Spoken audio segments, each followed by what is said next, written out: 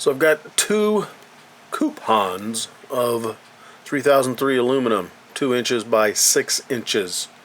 What can I do to challenge my skills other than just running a bead on them? Stand by.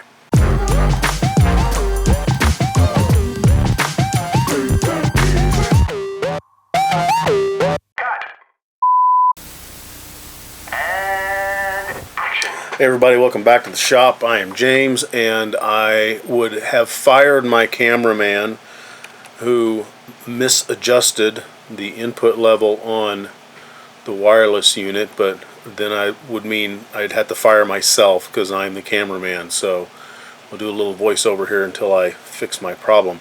Anyways, I've got these two pieces of aluminum, 1/8 inch by 2 inches by 6 inches, and I want to try to challenge myself instead of just burning T-joints. I want to try to challenge myself also with some fabrication challenges, because welding school teaches you how to weld. It doesn't necessarily teach you how to fabricate. So we're going to make a box. Sounds simple, you know. Brain surgery is easy if you know what you're doing. Making a box is a piece of cake if you've done it before, which I haven't. So we'll give it a shot. And the first thing we got to do is we got to take our metal over to the bandsaw and start cutting us out some square pieces. Screech! So what I don't want to do is put this piece of metal right up along the edge like that, because when I go to put my weld in there, the weld, it got no place to go. It's just going to sit on top of the metal like a big lump, and we don't really want that. So what we're going to do is we're going to tack weld the back corner in, and we're going to stick it out as far as we can and at a bit of an angle. So that way, when that tack solidifies, I can then bend that piece up, and then it will give me a channel just like that. So that now my weld has got a place to sit. And even if I decide to to finish that weld out and make it flush, I've still got that nice little corner of bead material in there. So that's the way we're going to shoot to try to make this. Again, I've done these joints, but you would do one joint and then you toss it.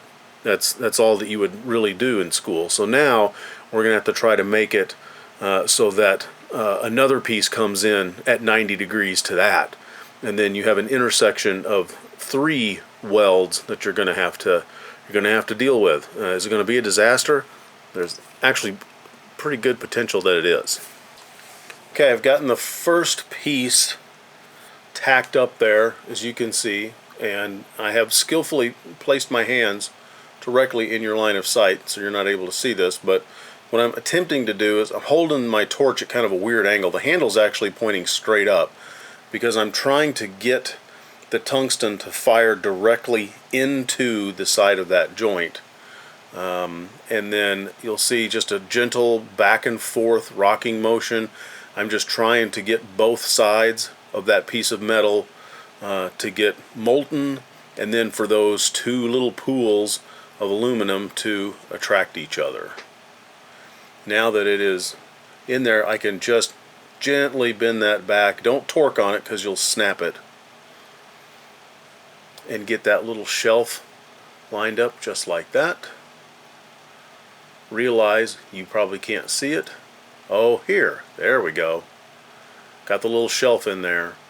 And now we will flip it over and again skillfully obstruct your field of vision and get that tack welded in there.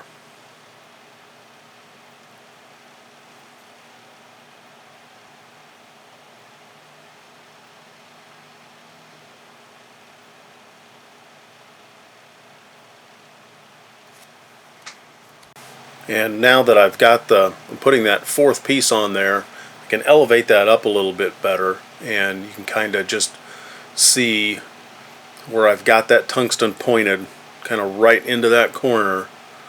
And sometimes it just takes half a second, and sometimes it takes like 5 or 6 or 7 seconds.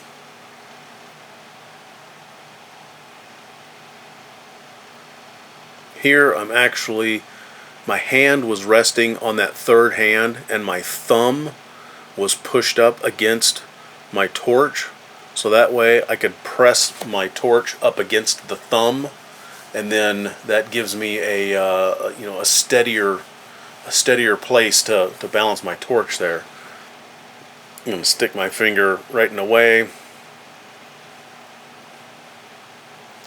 My camera guy sucks.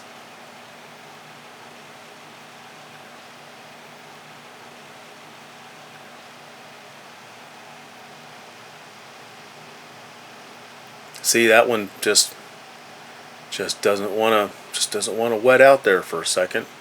And then it finally decides to cooperate. Okay, this is actually fairly square. Now, if you give it a good squeeze one way or the other, you can quickly end up with a trapezoid instead of a square. And one of the things that I'll notice when I'm measuring across here is my sides aren't completely plumb. I got a high spot right there. I can rock that back and forth. So we're just going to take the file and we're going to work on that high edge there, and we're going to slowly file some of that material off so that way I'm square across the gap. It's a fabrication exercise. If you're just building a square aluminum tube for the sake of building a square aluminum tube, then you probably don't have to do this. But if you are trying to, as the channel trailer says, figure things out, figure out how they work, then you take a silly project like this and you try to make it as good as you can. And it's at this point I look up at my monitor and realize that there are no audio bars as I'm doing my characteristic yammering on. So a little bit of troubleshooting, we find out we just bumped a dial on the wireless receiver. So, you know, you take a piece of tape and you tape it in place, and then now you don't have to make this stuff up after the fact. You just get to listen to me drone on in real time. Here we go. Alright, well, let's see if Mr. Microphone works now. This is where it could all go terribly pear-shaped, because as you can see,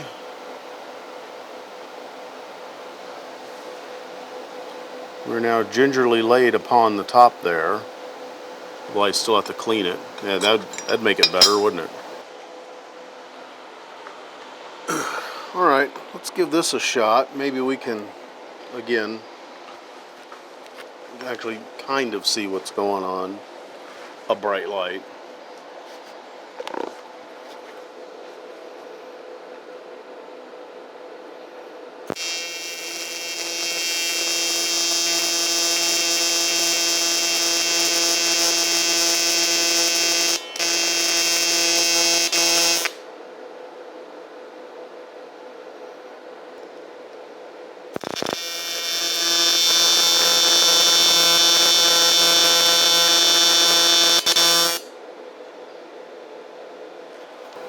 Did you notice some goo and schmutz and stuff? You want to know why that was? Yes, because I forgot to do this. Ow, hot. This does bring up an interesting question. How much do you scrub on your aluminum joints? Do you just give it a light wispy go over? Do you do the Power Scrub 9000 on it? I would like to know what you do.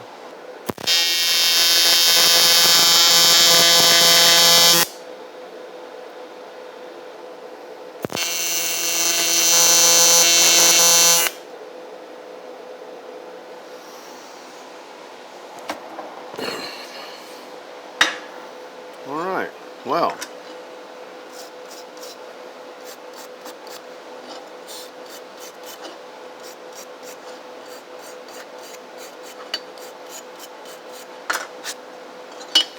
So there's the beginning.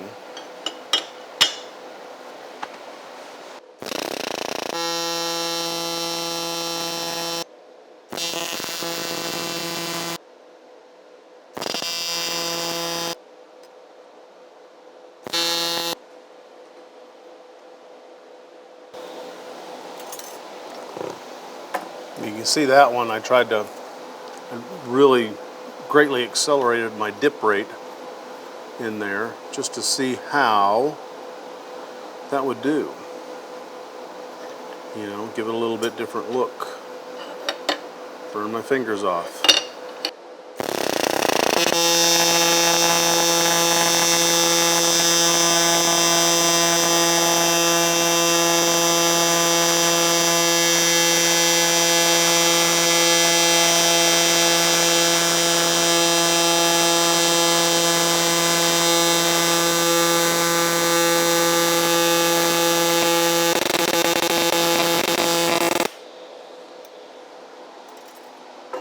We are gonna let this cool a little bit.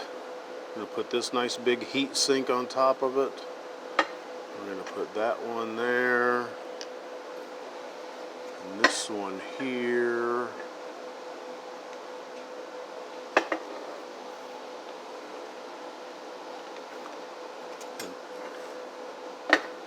See if we can absorb a bunch of that heat before we continue. So I would probably fire my cameraman, except it's me. So we got 4 seams welded. I got 2 left. You missed a big, beautiful electrode stick. I mean, it was probably one of my finest ever.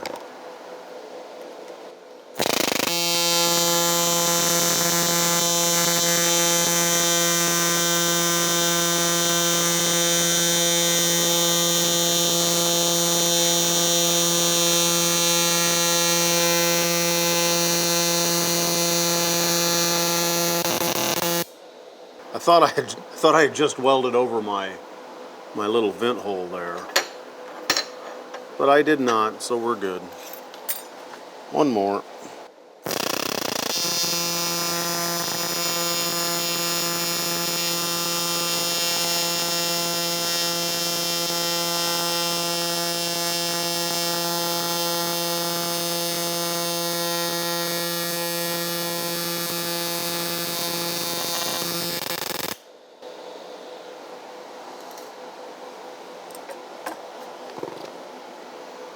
And now we're going to put it back into the heat sink so we can cool this off. If you're in a real shop, you'll probably use an air compressor. You can do that. Problem I have is I have the world's most pitiful air compressor with a 1-gallon tank, and I get, no kidding, 10 seconds or 15 seconds of full unload air velocity, and then it takes, I don't know, 7 or 8 hours to recharge. So we're just going to do it this way. All right, we are at room temperature, and we're going to see if I can close up that little hole. I don't know if I can or not. We'll find out.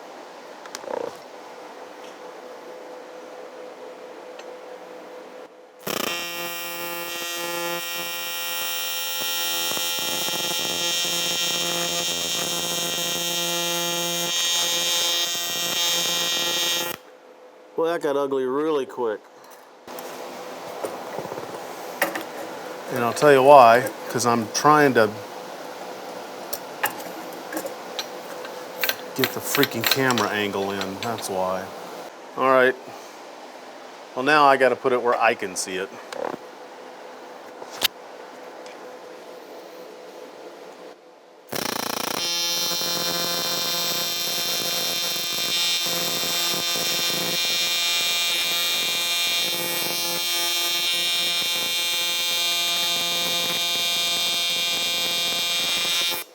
Nope, it's not wanting to do it.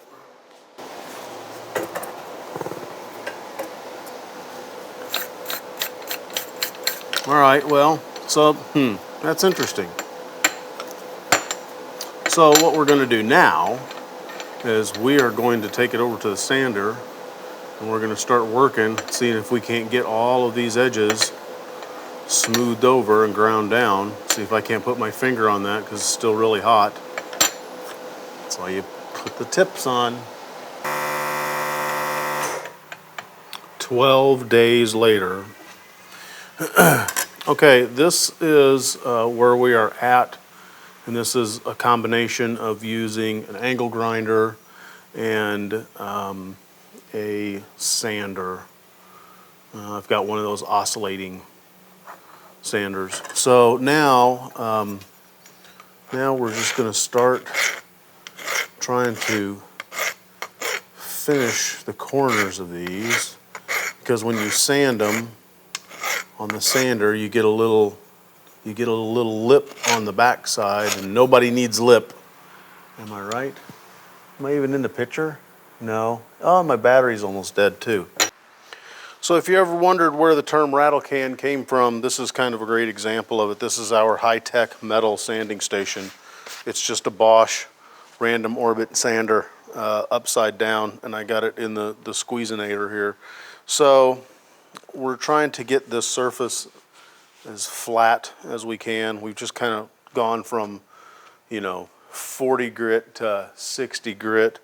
Then we went to the file. Now we're at 120 grit, and you can see what's happening here is like this area right here. These two areas are where I got a little too excited with the grinder, and so that's a low spot. I haven't done this face yet. Here you can see there's a couple of little areas that are a little darker where they might glint in the light if you shine it, if you wiggle it just the right way. A couple of areas there. Some of it is just the plate isn't flat there. Some of the areas it decided to go projectile. And then some of this is probably where the weld didn't get all the way over on the corner. So yeah, that's what we're doing here. I'll show you how this works here.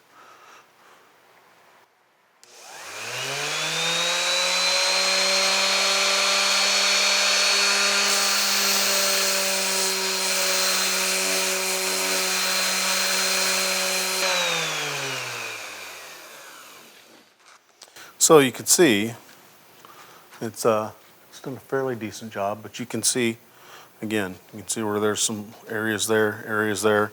So now we can also work each one of these corners like that.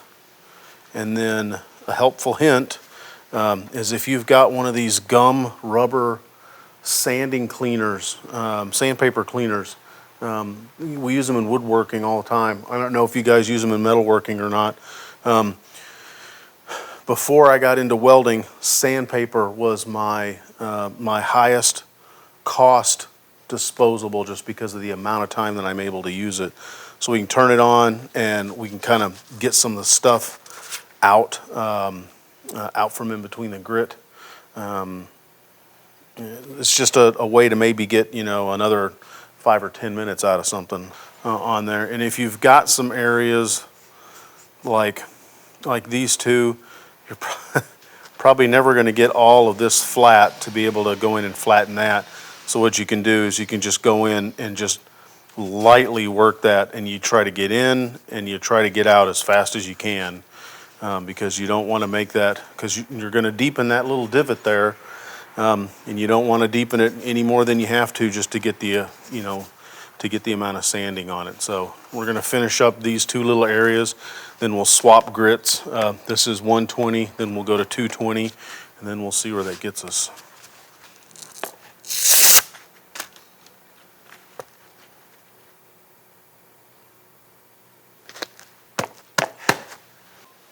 And I did a quick wipe down there when we changed grits. And the reason that I did that is because I don't want any of the grit from 120 sticking to this and then getting in here, because when we start that up, that grit is just going to go around and make little circles. and drive you crazy. I mean, unless that's what you want. I'm not here to judge. I mean, I will, but I just won't say anything. So yeah, I think it's a fairly successful experiment. You know, if I can do it, you can do it. You guys have a good weekend. Cheers. I hope you found this episode educational or entertaining, or maybe even both. You might want to check this one out as well. Be sure to hit the subscribe button, hit the little bell to be notified when new videos drop, and if you've got comments, make sure you put them down beneath the sermon notes. Thanks for hanging out with us here at the RATTLECAN Fab Shop. Y'all have a good one. Cheers.